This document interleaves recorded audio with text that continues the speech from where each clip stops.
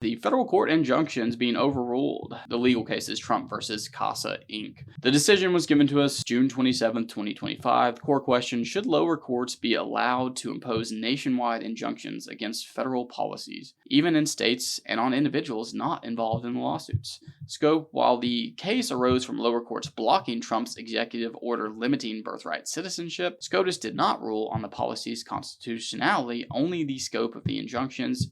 And we did get a majority opinion, 6-3, Barrett, Roberts, Thomas, Alito, Gorsuch, Kavanaugh, all in the majority opinion argued nationwide injunctions are unsupported by traditional equitable authority from the Judiciary Act of 1789. We're going way back in time for that one.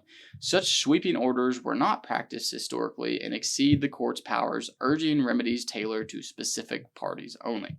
The court partially stayed injunctions issued by district courts in Washington, Maryland, and Massachusetts because they exceeded the scope necessary to remedy the plaintiff harm. So essentially what they're saying is they didn't really rule on the court's authority so much to be able to stop the executive branch from implementing laws regarding immigration. What they did was they ruled on whether the scope of the authority of these injunctions could actually cover individuals who aren't actually a party to the lawsuit. So they're basically saying injunctions need to be on a case-by-case basis. You can't just issue a nationwide injunction as a federal judge that says, no, anyone who was born here and continues to be a citizen can't be deported, whereas the court is essentially saying, okay, well, if one person's being deported for that rule change by the Trump administration, you need to bring a specific injunction as to just that individual. So slight victory there, but I don't want to get into acting like that was some huge victory for the Trump administration. For the latest in case updates, legal tips, news, and politics,